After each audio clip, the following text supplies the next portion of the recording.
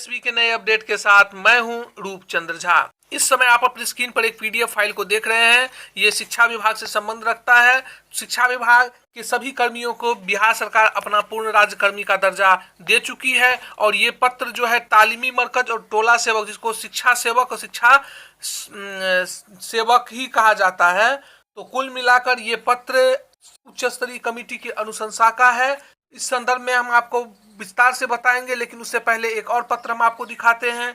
ये जो PDF file इस समय आप अपने स्क्रीन पर देख रहे हैं, ये समाज कल्याण विभाग का है। ये भी बिहार सरकार का ही पत्र है और इस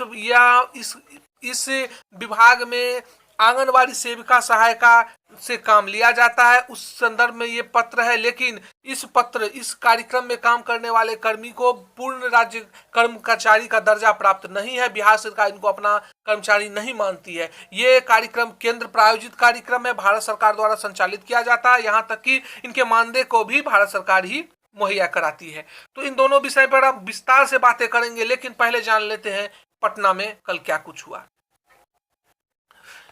कल पटना में प्रदेश संरक्षक प्रदेश कमेटी के साथ जिला से पहुंचे जिला अध्यक्ष और सक्रिय लोगों की टीम पटना में कई नेताओं से जाकर मिले। वहां से क्या कुछ निष्कर्ष निकल के सामने आया, हम उसी संदर्भ में आपसे बात करेंगे। सबसे पहले योजना एवं विकास विभाग के मंत्री महेश्वर हजारी प्रसाद से जाकर मिला गया। महेश्वर हजारी प्रसाद से के बाद ये देवेश चंद्र ठाकुर जी से मिला गया और वो वहाँ से जो जानकारी निकल के सामने आई वो आपको हम बताते हैं। महेश्वर हजारी जी से जब भेंट हुई तो महेश्वर हजारी जी को कहा गया कि सर हमारे मैटर को थोड़ा संज्ञान में लिया जाए, हम लोग का काम करवा दिया जाए। इस पर हजारी जी ने कहा कि देखिए सरकार की वित्तीय स्थिति बहुत बढ़िया नहीं है और यही वजह है कि आपका काम रुका हुआ है। मेरे स्तर से कोई समस्या नहीं है। इतना सुनने के बाद संगठन के लोगों ने बताया सर हम वित्तीय बोझ कैसे हो सकते हैं, सरकार ने हमारे लिए तो पूर्व में ही मानक तय कर रखा है, यदि हमें उतना ही मिल जाए तो हम संतुष्ट हैं। उन्होंने कहा कि विजय प्रकाश जी की जो कि मुख्य सचिव बिहार सरकार में उस समय थे, उन्होंने कहा था कि आपकी नियुक्ति पारिश्रमिक काम के आधार पर की गई है, जिसका भुगतान पारिश्रमिक आधार पर आपको किया जाएगा। और यदि उस समय जो तय मानक हमारे लिए बने थे 80 से 90 हजार वार्षिक रुपए का कार्य हम लोगों को मिलना चाहिए था। यदि अभी हमें उतना ही मिल जाए तो हमें कोई गिला शिकवा नहीं, हम उतने में ही संतुष्ट है और हमारा कोई डिमांड नहीं है। हम तो नन डिमांड है, हम कुछ आपसे डिमांड रखते ही नहीं है। बस हमारे लिए जो पूर्व में मानक तय किए गए थे वो हमें मिल जाए। अभिषेक सिंह जी बताते हैं आगे कि तेजस्वी यादव जी से भी जाकर बाद में मिला गया, जहां पर वहां आरजेडी के नेताओं द्वारा कहा गया कि आपका जो मांग पत्र है वो हमें दिखाएं, हमें बताएं, हम अपने मैनिफेस्टो में इसको निश्चित रूप से शामिल करेंगे। तेजस्वी यादव और प्रीतम यादव के हवाले से यही खबर है कि इन लोगों को यही भरोसा दिलाया गया कि आपकी जो डिमांड है, आपका जो मांग पत्र है, वो मांग पत्र हमको दीजिए, आने वाले मैनिफेस्टो में हम इस मांग पत्र को शामिल करेंगे। तो कुल मिलाकर कल पटना से इतना ही खबर निकल के सामने आई है। लेकिन अब बात करते हैं कि ये दोनों पीडीएफ क्या है। तो मैंने पहले ही बताया था कि बिहार सरकार के शिक्षा विभाग का ये जो पीडीएफ है, ये अक्षर आंचल योजना, मुख्यमंत्री अक्षर आंचल योजना के कर्मी से संबंध रखता है, जिसके कर्मी तालीमी मरकज और टोला सेवक है, जिनका नाम बदल के शिक्षा सेवक कर दिया गया है। समिति की अनुशंसा को लागू करने के लिए 8/9/2020 को ये पत्र निर्गत किया गया है। इस पत्र को पढ़ने से स्पष्ट हो जाता है कि चौधरी कमेटी अर्थात अशोक चौधरी कमेटी का जो गठन किया गया था वो सिर्फ और सिर्फ संविदा कर्मचारी को नियमित करने से संबंध रखता था, ना कि मानदेय आदि मुद्दों पर उनसे कोई राय ली गई थी। और इस पत्र से ये भी स्पष्ट हो गया है कि सरकार ने सभी वर्गों के कर्मचारियों को ठग लिया है। बताएंगे कैसे, लेकिन पहले जान लेते हैं इस पत्र में क्या कुछ लिखा हुआ है। विभिन्न विभागों में संविदा पर नियोजित कर्मियों की सेवा संबंधी बिंदुओं पर समन्वयक विचारोपरांत अनुशंसा करने हेतु एक उच्च स्तरीय समिति का गठन सामान्य प्रशासन विभाग के संकल्प ज्ञापांक द्वारा दिया गया। समिति ने प्रत्येक योजना विभाग के तहत कार्यरत प्रत्येक श्रेणी में संविदा कर्मियों के संबंध में अनुशंसाएं दी हैं, जिसमें वास्तव में समिति द्वारा दी गई नीतिगत अनुशंसाओं में से कौन सी अनुशंसाएं विभिन्न कर्मियों से संबंध में लागू होगी उनका उल्लेख है। तो सबसे पहले है क्या ये अनुशंसा, तो देखिए सब ये अनुशंसा है कि तालीमी मरकज केंद्र का संचालन प्रातः सुबह के 8 बजे से लेकर अपराह्न में 3 बजे तक होगी और विद्यालय के प्रातःकालीन होने के तदनुरूप समय में परिवर्तन होगा। यदि मॉर्निंग क्लासेस हो जाएंगे तो इस समय में परिवर्तन किया जाएगा। सेवा काल अभिलेख का संधारण उच्च स्तरीय कमेटी के अनुशंसा की कंडिका 5 के आलोक में शिक्षा सेवक और शिक्षा सेवक के सेवा अभिलेख का संधारण जिला स्तर पर जिला कार्यक्रम पदाधिकारी द्वारा की जाएगी। सेवा अभिलेख सामान्य प्रशासन द्वारा निर्धारित स्वरूप में संबंधित रहेगा। तो इसकी जो सेवा शर्त होगी वो जिला स्तर से पर जिला कार्यक्रम पदाधिकारी साक्षरता द्वारा बनकर की जाएगी। अवकाश के संबंध में इन पर अनुशंसाएं लागू की गई है वो ये है कि सप्ताह में 6 दिन का जो कार्य दिवस होता है, क्योंकि सप्ताह तो 7 दिनों का होता है, कार्य दिवस का मतलब होता है जितने दिन कार्य लिए जा सकते हैं। रविवार को छुट्टी होती है, यही वजह है कि 6 दिनों को कार्य दिवस माना जाता है। तो उस स्थिति में वार्षिक जो है 1 वर्ष में 16 दिन का आकस्मिक अवकाश दे होगा, अर्थात इमरजेंसी अवकाश जो है वो वार्षिक 16 दिनों का अधिक से अधिक हो सकता है। ये अनुशंसा इन पर लागू की गई है। और इसके साथ साथ जो है वार्षिक अवकाश जो है अधिक से अधिक 60 दिवस ही हो सकता है, आकस्मिक को जोड़कर। वो जो राष्ट्रीय छुट्टी वगैरह होती है, बिहार सरकार अपने कैलेंडर वर्ष में छुट्टी को दर्ज कराती है, वो सब मिलाकर उनका योग 60 दिन अधिकतम अवकाश संचित किया जा सकता है। अब जो है इसके अलावे जो अन्य अनुशंसाएं हुई हैं वो प्रसूति को लेकर है कि जो मातृत्व अवकाश मिलता है, मातृत्व अवकाश वाली महिलाओं को 12 महीने में 80 दिनों, जो महिला 12 महीने में 80 दिनों के लिए कार्य कर चुकी है, कुल 26 सप्ताह का प्रसूति अवकाश दे होगा। अर्थात 1 साल यानी कि 12 महीने में जो महिला 80 दिन काम कर चुकी है, तकरीबन 9 महीने आप मान लीजिए काम कर चुकी है, उन्हें 28 सप्ताह तक का अवकाश दे हो सकता है। और ये केवल 2 बच्चे अर्थात 2 बच्चे तक ही मान्य होगा। यदि वो जो महिला है उनके 4 बच्चे हैं तो सिर्फ उनको 2 बच्चे तक ही ये अवकाश मान्य होगा। तो ये अनुशंसा भी कमेटी के द्वारा किया गया है। पुरुष शिक्षा सेवकों को 15 दिन 2 बच्चों तक का पितृत्व अवकाश दे होगा। अगर यदि पुरुष कर्मचारी हैं, पुरुष शिक्षा सेवक और तालीमी मरकज हैं तो उनको भी पितृत्व अवकाश मिलेगा। वो उनको भी सिर्फ और सिर्फ 2 बच्चों तक ही सीमित रखा गया है। उसके बाद इसके अतिरिक्त शिक्षा सेवकों को पूर्व में दे अवकाश एवं अन्य सुविधाएं मार्गदर्शिका के अनुसार पूर्ववत जारी रहेगी। इनके अलावे यदि और कोई अवकाश बहाली के टाइम में, इनकी नियुक्ति के समय में ही इनसे करार कर लिया गया था, तो वो उस अवकाश में कोई परिवर्तन नहीं किया गया, वो यथावत जारी रहेगी। अब इन सारे अनुशंसाओं में आपने कहीं मानदेय का जिक्र देखा? ये क ख ग घ ये 4 अनुशंसा जो है इन समिति के द्वारा की गई है। इन चारों अनुशंसा में आपने कहीं मानदेय का जिक्र नहीं देखा होगा, जबकि बिहार सरकार के सभी विभाग के कर्मचारी इस आस में बैठे थे कि चौधरी कमेटी की जब भी अनुशंसा लागू होगी तो उनका मानदेय सीधा बढ़ जाएगा। समाचार पत्रों में भी इस खबर को विस्तार से प्रकाशित किया जाता रहा है कि इन कर्मियों की अनुशंसा जब भी लागू होगी तो उन्हें जो अलग से ग्रेजुएलिटी है वो मिलेगी, महंगाई भत्ता मिलेगा, यात्रा भत्ता दिया जाएगा, साथ ही साथ अवकाश के लिए भी पैसे दिए जाएंगे, बहुत कुछ सुविधा मिलने वाली है। इस संदर्भ में बढ़ा चढ़ाकर समाचार पत्रों में प्रकाशित किया गया था। पर बिहार सरकार के इस पत्र को देख लीजिए, इसमें जो अनुशंसा कमेटी के द्वारा किया गया है ये एकदम स्पष्ट है, इसमें मानदेय का कहीं कोई जिक्र नहीं है, केवल और केवल नियमितीकरण की बात है। और नियमितीकरण पर ही संविदा कर्मियों के इस सामान्य प्रशासन विभाग पर जो लेटर अंकित किया गया है शिक्षा विभाग में, उसमें कहीं कहीं दूर दूर तक जिक्र नहीं है। तो ये आपने देख लिया कि इन लोगों के मानदेय बढ़ाने संबंधित किसी तरह का कोई अनुशंसा अशोक कुमार चौधरी के द्वारा जो कमेटी बनी है उसमें नहीं की गई है, और इसीलिए तालीमी मरकज और टोला सेवकों को निराशा हाथ लगी है। मैंने इस संदर्भ में वीडियो बनाने से पहले बहुत बड़े बुद्धिजीवी वर्गों से समझने का प्रयास किया, और सबसे समझने के बाद ही मैं इस वीडियो को आप लोगों तक समझा रहा हूं। आगे मैं आपको बताऊंगा कि इस पत्र से एएसबी का कैसा कनेक्शन है, मैं ये पत्र क्यों बना रहा हूं और ये क्यों बता रहा हूं कि इससे एएसबी का कैसा संबंध है। आप पूरा वीडियो को वॉच करिए, आप खुद समझ जाइएगा कि इस पत्र से ईएसबी का सीधा और सीधा संबंध है। अब आपको बताते हैं, ये दूसरा पीडीएफ जो आप देख रहे हैं ये समाज कल्याण विभाग का है। इस पत्र को 9 यानी कि कल 9 सितंबर 2020 को बिहार सरकार के द्वारा प्रकाशित किया गया है और ये विशेष सचिव जो हैं प्रधान समाज कल्याण विभाग के, उनके द्वारा निर्गत किया गया है। विषय है उच्च स्तरीय समिति की अनुशंसाओं को समाज कल्याण विभाग के अधीन संविदा पर नियोजित कर्मियों को लागू करने के संबंध में। मैंने आपको शिक्षा विभाग का जो पत्र दिखाया था उसमें बताया था कि वो बिहार सरकार के पूर्व कर्मचारी है और मैंने ये भी बताया था कि समाज कल्याण विभाग का जो ये पत्र है इसे बिहार सरकार अपना कर्मचारी नहीं मानती है। इस विभाग के अंतर्गत जो कार्य करने वाले कर्मचारी हैं वो है आंगनवाड़ी सेविका और आंगनवाड़ी सहायिका।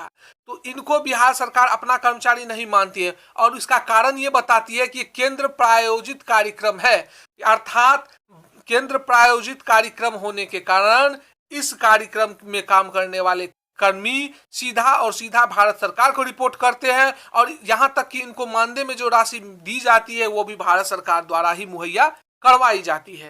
तो इसीलिए बिहार सरकार इन कर्मियों को अपना कर्मी नहीं मानती है। सबसे पहले कमेटी की अनुशंसा देखिए, छठे नंबर पर सीधा पॉइंट, छठा नंबर जो है हम वहां पर आएंगे, वो हमारे लिए बहुत महत्वपूर्ण है, जो जिसका सीधा संबंध एएसबी से भी है। लेकिन जो मुख्य बातें हैं इस पत्र की वो पहले समझ लेते हैं।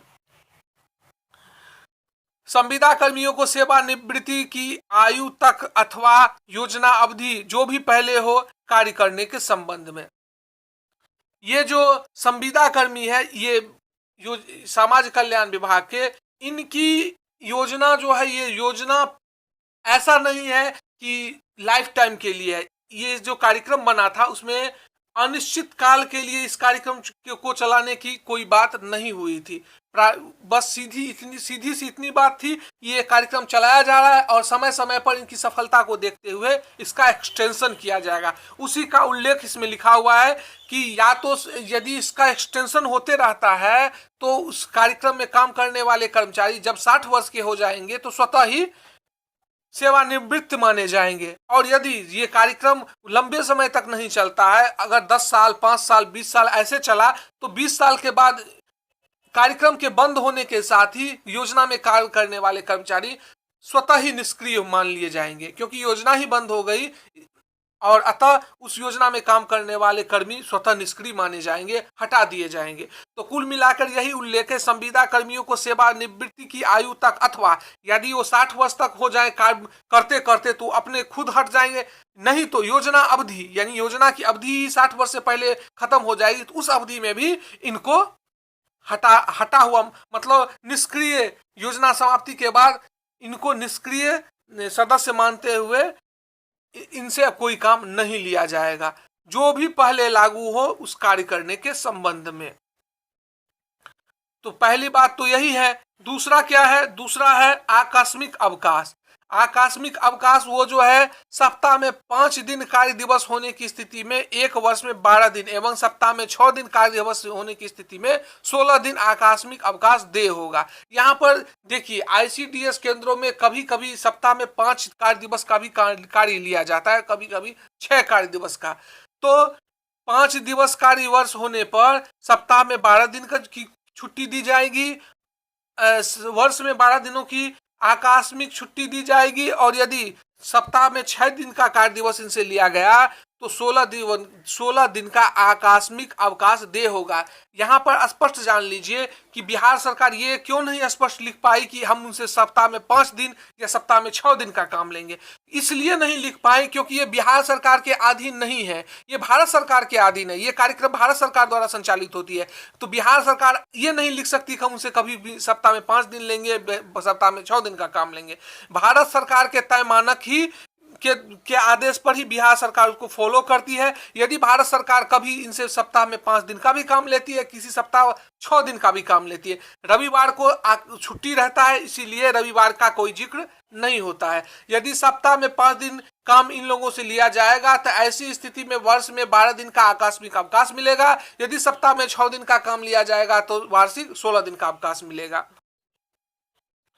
उसके अलावे जो इन लोगों में अनुशंसा हुई है वो यही है कि 15 दिन 2 बच्चों तक पितृत्व अवकाश मिलेगा, और उसके अलावे अब अवकाश के बाद भी 30 दिनों का अनैतिक अवकाश जारी रहेगा। मातृत्व अवकाश की जहां तक बात है, यदि 12 महीनों में 80 दिनों के लिए कार्य कर चुकी है, तकरीबन 3 महीना, तो उनको भी 8 सप्ताह तक का अवकाश प्राप्त है। यहाँ भी देखिए 8 सप्ताह, सिर्फ 8 सप्ताह इनको अवकाश मिलेगा, क्योंकि केंद्र सरकार के कर्मचारी हैं, जबकि बिहार सरकार के कर्मचारी को 28 सप्ताह का अवकाश देने की बात हुई है। तालीमी मरकज टोला सेवक के पत्र में 28 सप्ताह अवकाश देने की बात हुई है। तो कुल मिलाकर ये है 2 बच्चों के बाद मात्र 12 सप्ताह के लिए अवकाश अनुदेय होगा। तो ये बड़ी बात नहीं है। इसके अलावे जो सेवा अवधि में मृत्यु होने पर अनुग्रह अनुदान, यहाँ पर अनुशंसा की गई है कि यदि संविदा पर नियोजित कार्यकर्ता जो कि आईसीडीएस है, बाल विकास परियोजना पदाधिकारी के कर्मचारी हैं, आंगनवाड़ी सेविका और सहायिका, यदि उनकी आकस्मिक मृत्यु हो जाती है, कार्यरत कर्मियों की मृत्यु हो जाती है, तो ऐसी अवधि में 4 लाख रुपए का अनुग्रह अनुदान प्रावधान पूर्व से ही लागू है, जो यथावत जारी रहेगा। मुख्यमंत्री जी के द्वारा संविदा पर कार्य करने वाले कर्मचारी उस अवधि में यदि उनकी मृत्यु हो जाती है तो उनको 4 लाख रुपए का अनुग्रह अनुदान दिया जाएगा। ये मुख्यमंत्री जी पूर्व में ही घोषणा कर चुके हैं। कमेटी ने भी उस घोषणा को बरकरार रखा है। तो यहाँ पर भी कुछ नहीं मिला, ये पहले से ही निर्धारित था। इसमें अशोक चौधरी की कोई भूमिका नहीं है। मुख्यमंत्री जी ये पहले से ही देते आ रहे हैं। ऐसे में ये अनुशंसा भी इसको शून्य माना जाए। इसके अलावे सेवा अभिलेख का संधारण, संविदा पर नियोजित कार्यरत कर्मियों की सेवा अभिलेख का संधारण सामान्य प्रशासन विभाग सेवा अभिलेख का प्रारूप तैयार कर लागू करने के पश्चात इन सभी कार्यालयों पे भी लागू किया जाएगा। ये कोई बड़ी बात नहीं है। सेवा स्तर से संबंधित है, जो भी बनेगी सभी विभाग पर बनेगी, तो इन पर भी लागू किया जाएगा। अब देखिए संविदा कर्मियों के हटाए जाने की स्थिति में अपील का प्रावधान। यहाँ पर एक थोड़ा सा जो पॉजिटिव बात है वो यही है कि यदि किसी कारणवश कर्मचारी को हटा दिया जाता है, सरकार के स्तर से भी हटा दिया जाता है, तो उनको अपील करने का अधिकार चौधरी कमेटी के द्वारा दिया गया है। आप इसके लिए अपील कर सकते हैं, सरकार को आपकी बात सुननी होगी। बस यहाँ पर ये एक पॉइंट जो है वो पक्ष में जोड़ा गया है। हालांकि सरकार यदि किसी कर्मी को हटाती है तो पहले भी कर्मी न्यायालय के शरण में चले जाते थे और न्यायालय से न्याय उनको मिलता था। यहाँ पर न्यायालय से पहले भी अपील करने का एक प्रावधान जोड़ दिया गया है। लेकिन सबसे महत्वपूर्ण बात, जिसका संबंध सीधा और सीधा सांख्यिकी स्वयंसेवकों से है, उस बिंदु को समझिए। उच्च स्तरीय समिति के अनुशंसाओं एवं सामान्य प्रशासन विभाग के संकल्प के आलोक में उपयुक्त निर्णय केवल उन्हीं कर्मियों के संबंध में लागू होगा जिन नियोजनों के संबंध पद स्वीकृत हो, नियोजित कर्मी की आहर्ता रखता हो, पद विज्ञापित किया गया हो, नियुक्ति हेतु स्क्रीनिंग समिति का गठन किया गया हो एवं चयन प्रक्रिया अपनाई गई हो, नियुक्ति सक्षम प्राधिकार द्वारा ही की गई हो एवं आरक्षण के सिद्धांत का पालन किया गया हो, अर्थात वैध हो। यह आदेश पत्र निर्गत की तिथि से लागू होगा। उच्च स्तरीय कमेटी ने अपनी अनुशंसाओं में उन्हीं कर्मियों को जगह दी है, उन्हीं कर्मियों पर लागू किया है जिनका नियोजन संबंध पद स्वीकृत किया गया था। यहाँ पर सांख्यिकी स्वयंसेवक को समझना होगा कि उनका कोई पद स्वीकृत नहीं था। इसके अलावे उन्होंने कहा है कि नियोजित कर्मी पद की आहर्ता रखता हो। जब पद की जो पद स्वीकृत हुई थी उस पद पर की जो आहर्ता रखता हो तो उनको ही कर्मचारी माना है। इसके अलावे विज्ञापित किया गया, जो पद विज्ञापित किया गया हो, एएसबी का पद भी विज्ञापित किया गया था, विज्ञापन उसके लिए निकला था, तो यहाँ पर ये एएसबी के लिए पॉजिटिव बात है। इसके अलावे नियुक्ति हेतु स्क्रीनिंग समिति का गठन किया गया हो। एएसबी की नियुक्ति करने के लिए किसी भी तरह की स्क्रीनिंग समिति का गठन नहीं किया गया था, जबकि उनके पैनल को ही जगह मिली थी। इनका पैनल बना लिया गया था, पैनल के आधार पर लोगों से कार्य लिया जाता था। उनकी नियुक्ति हेतु किसी भी तरह की स्क्रीनिंग समिति का गठन नहीं किया गया था। इनके अलावे इनकी चयन प्रक्रिया अपनाई गई, इनके लिए कोई चयन प्रक्रिया नहीं थी। नियुक्ति सक्षम प्राधिकार द्वारा की गई हो, एएसपी की नियुक्ति किसी भी सक्षम प्राधिकार के द्वारा नहीं की गई थी। इसके अलावा जो मुख्य बात है, आरक्षण के सिद्धांत का पालन किया गया हो, तो एएसपी की नियुक्ति में किसी भी तरह के आरक्षण के सिद्धांत का पालन नहीं किया गया है। ये जो कमियां हैं एएसपी के बीच में, वो यही है कि इनकी नियुक्ति में आरक्षण के सिद्धांत का पालन नहीं किया गया था। इसके अलावा इनका नियोजन जो है पद वो स्वीकृत नहीं था। इनकी नियुक्ति के लिए कोई भी स्क्रीनिंग समिति का गठन नहीं किया गया था, चयन प्रक्रिया नहीं अपनाई गई थी।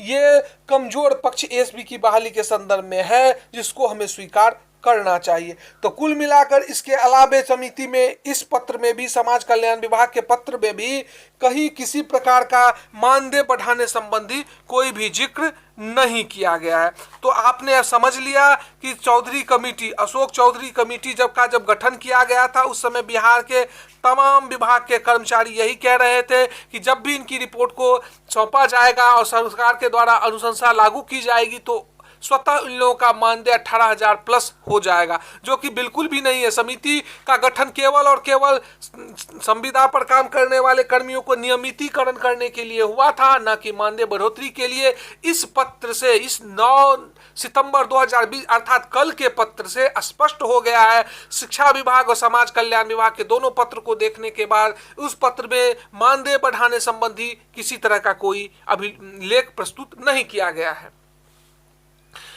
इस पत्र के साथ ही कुछ ऐसे प्रश्न भी उभर के सामने आ रहे हैं जिसके विषय में आपको बताना जरूरी हो गया है। पूर्व में सांख्यिकी स्वयंसेवक के अगुआ साथी ये बताते रहे हैं कि हमारा मामला भी संविदा कर्मियों के साथ जुड़ा हुआ है, संविदा कर्मी के साथ हमारा मामला भी उजागर होगा, वगैरह वगैरह, और कैबिनेट के द्वारा होगा। तो ये जो पत्र जारी किया गया है, इसमें इस पत्र का कैबिनेट से कोई लेना देना नहीं है, क्योंकि ना तो 9 तारीख को कोई कैबिनेट हुई थी, 8 तारीख को कैबिनेट बिहार कैबिनेट की बैठक 8 तारीख को हुई है, पर बिहार कैबिनेट की उस बैठक में जो 61 प्रस्ताव पर मुहर लगा था, उसमें शिक्षा विभाग, समाज कल्याण विभाग से संबंधित कोई मामले नहीं आए थे। तो कुल मिलाकर ये पत्र बगैर कैबिनेट के ही अनुशंसा को लागू करने के लिए लिखी गई है। इसीलिए ये मान लेना चाहिए कि अब समाज कल्याण बिहार सरकार के अशोक चौधरी की कमेटी के द्वारा जो प्राप्त अनुशंसा है, उसका आने वाले कैबिनेट से कोई लेना देना नहीं है। तो पूर्व में साथियों के द्वारा जो दावा किया जा रहा था कैबिनेट से पास होगा और हमारा मामला भी कैबिनेट से पास होगा, बिल्कुल और बिल्कुल गलत और मिथ्या खबर थी। एक और प्रश्न जो इससे के साथ ही उजागर होता है वो ये है कि अब तक कुछ विभागों के बारे में ही जानकारी मिल पाई है। बिहार सरकार के 44 विभाग है, यदि 1-2 विभाग करके ही जानकारी प्रसारित की जाती रही, बिहार सरकार के द्वारा अनुशंसा लागू की जाती रही, तो ऐसे में तो बहुत सारे दिन लग जाएंगे। मॉडल क्लब लगने के लिए अब सीमित समय ही बचा है। यदि 20 के बाद कभी भी, 25 के बाद कभी भी मॉडल क्लब लगेगा तो भी 12 से 15 दिन ही बचे हुए हैं। तो ऐसे में 15 दिन और 44 विभाग है, तब एएसपी का मामला कब आएगा? तीसरा प्रश्न इसमें यह उभर के सामने आता है कि अब तक लोग कहते थे कि एचएलसी कमेटी की रिपोर्ट के साथ ही एएसपी का काम होगा। तो एचएलसी कमेटी की रिपोर्ट तो लागू हो गई है, और एचएलसी कमेटी की रिपोर्ट लागू हो गई है तो एएसपी का काम वाला रिपोर्ट भी लागू जारी हो जाना चाहिए, तो वो क्यों नहीं जारी हुआ? तो कुछ ऐसे प्रश्न हैं जिसका हल मिलता हुआ नहीं दिखाई दे रहा है, पूर्व के दावों से भिन्नता नजर आ रही है। तो कुल मिलाकर वस्तु स्थिति बहुत बढ़िया नहीं है। कल पटना का दौरा जब हुआ था उसमें योजना विकास विभाग के मंत्री ने स्पष्ट कह दिया था कि बिहार सरकार की वित्तीय स्थिति इस समय ठीक नहीं है और यही वजह है कि आप लोगों का काम रुका हुआ है। ऐसे में प्रदेश के नेतृत्वकर्ता लोगों ने कहा कि सर हमारा कोई डिमांड नहीं, हम तो नन डिमांड है, हमारे लिए जो पूर्व में मानक तय किया गया था वो मानक पर ही हमको काम दिया जाए। उस मांग को कहना मेरे हिसाब से सही है। अगर वो भी मिल जाता है तो वो बहुत बढ़िया है। फिलहाल ये दोनों अनुशंसा को देखने के बाद तो कतई नहीं लगता कि एएसपी के लिए कुछ बढ़िया होने जा रहा है। वैसे और कोई भी जैसे ही अपडेट मिलेगा हम अपने चैनल के माध्यम से आपको बताएंगे। दोस्तों, यदि आपको हमारी वीडियो अच्छी लगी हो तो वीडियो को लाइक करें, कमेंट करें और ज़्यादा से ज़्यादा शेयर करें, ताकि लोगों तक मैं अपनी बातों को पहुँचाने में सफल हो सकूँ, लोगों को समझाने में सफल हो सकूँ। और एक आग्रह है, यदि आप लोग हमारे चैनल पर नए हैं तो चैनल को सब्सक्राइब करिए, साथ ही बेल के बटन को दबाकर नोटिफिकेशन ऑल कर लीजिए। तो मिलते हैं एक नई वीडियो में नई खबर के साथ, तब तक के लिए धन्यवाद।